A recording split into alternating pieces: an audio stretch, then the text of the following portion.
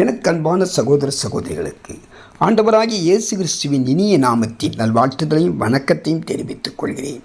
காலைதோறும் கர்த்தருடைய வார்த்தை என்ற தலைப்பில் நாம் வேத வசனங்களை தியானித்து வருகிறோம். இன்றைக்கு தியானத்திற்கு எடுத்துக்கொண்ட வேத வசனம் மத்தேயு 5ஆம் அதிகாரம் 3ஆம் வசனம். ஆவியில் எளிமையுள்ளவர்கள் பாக்கியவான்கள், பரலோக ராஜ்யம் அவர்களுடையது. ஆவியில் எளிமை என்றால் அனுதினமும் இயேசுவை சார்ந்திருப்பவர்கள் ஆவியில் எளிமையுள்ளவர்கள். சுயத்தை வெறுத்து சுய நம்பிக்கை இல்லாமல் மாம்சத்திற்கு தேற்றபடி நடவாமல் இயேசுவையே சார்ந்து வாழ்வதுதான் ஆவிக்குரிய எளிமை. இயேசு கிறிஸ்து தன்னுடைய மலைப்பிரசங்கத்தில் முதலாக சொன்ன வார்த்தை தான் இந்த வசனம். பரலோக ராஜ்யத்தை சுதந்திரித்து கொள்ள ஒரு திறவுகோல் ஆவியில் எளிமையாயிருப்பது. ஆவியில் எளிமை என்றால் இந்த உலகத்தில் வாழ தேவையான உணவு, வீடு, உடை, வாகனம் எதுவும் இல்லாத நிலையில் கூட அன்றன்றைக்கு தேவைகளை ஆண்டவர் சந்திப்பார் என்ற விசுவாசத்தோடு வாழ்வது ஆவியில் எளிமை. யோவான் 5ஆம் அதிகாரம் 19ஆம் வசனத்திலே இயேசு கிறிஸ்து சொல்கிறார், அப்பொழுது இயேசு அவர்களை நோக்கி, மெய்யாகவே மெய்யாகவே நான் உங்களுக்கு சொல்கிறேன், பிதாவானவர் செய்ய குமாரன் காண்கிறது எதுவோ அதையே என்று வேறொன்றையும் தாமாய் செய்ய மாட்டார். அவர் எவைகளை செய்கிறாரோ அவைகளை குமாரனும் அந்தப்படியே செய்கிறார்.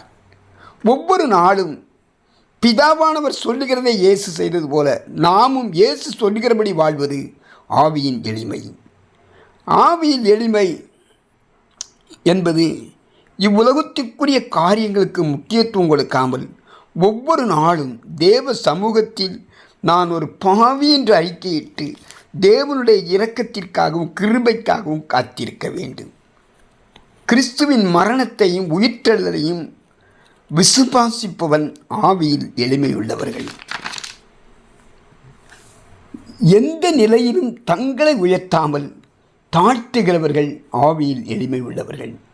ஏசாயா 57ஆம் அதிகாரம் 15ஆம் வசனத்தில் இவ்வாறாக எழுதப்பட்டுள்ளது, நித்திய வாசியும் பரிசுத்தர் என்கிற நாமம் உள்ளவருமாகிய மகத்துவமும் உன்னதமானவர் சொல்லுகிறார், உன்னதத்திலும் பரிசுத்த ஸ்தலத்திலும் வாசம் பண்ணுகிற நான் பணிந்தவர்களின் ஆவியை உயிர்ப்பிக்கிறதுக்கும் நொறுங்கினவர்களின் இருதயத்தை உயிர்ப்பிக்கிறதுக்கும் நொறுங்குண்டு பணிந்த ஆவி உள்ளவர்களிடத்திலும் வாசம் பண்ணுகிறேன் என்று.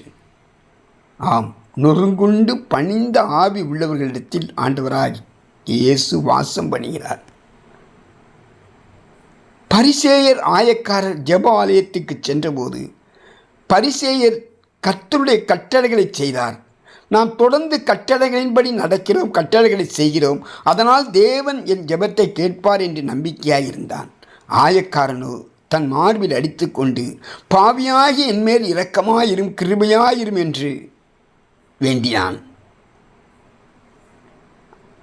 பரிசேயனுடைய ஜெபம் ஆவிக்குரிய பெருமையினால் கேட்கப்படவில்லை. ஆயக்காரனுடைய ஜெபம் ஆவிக்குரிய எளிமையினால் கேட்கப்பட்டது. கிறிஸ்துவை ஏற்றுக்கொண்ட சீசர்களை துன்புறுத்தி ஒவ்வொரு நாளும் துன்புறுத்தி கொண்டிருந்த சவுல், கிறிஸ்து அவனுக்கு தரிசனமான உடனே அவன் நடுங்கி திகைத்து, ஆண்டவரே, நான் என்ன செய்ய சித்தமாயிருக்கிறீர் என்றான். தன்னுடைய வைராக்கியம், ஆவிக்குரிய பெருமை எல்லாவற்றையும் விட்டுவிட்டு தேவனுக்கு முன்பு பயந்து நடுங்கி திகைத்து தன்னை ஒப்பு கொடுத்தது ஆவிக்குரிய எளிமையை காட்டுகிறது.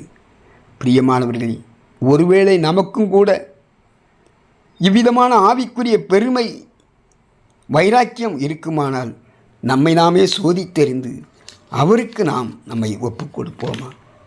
பரிசுத்தமுள்ள எங்கள் நல்ல தேவனே, ஏதோ பெரிய தவறு செய்தால்தான் பாவம் என்று நினைத்து ஆவியில் எளிமை அற்றவர்களாக வாழ்ந்து கொண்டிருப்போமானால் நறுங்குண்ட இருதயத்தோடு உம்மிடத்தில் நாங்கள் படைக்கிறோம். ஆவியில் எளிமை உள்ளவர்களாக எங்களை மாற்ற உதவி செய்யும். ஆமென்.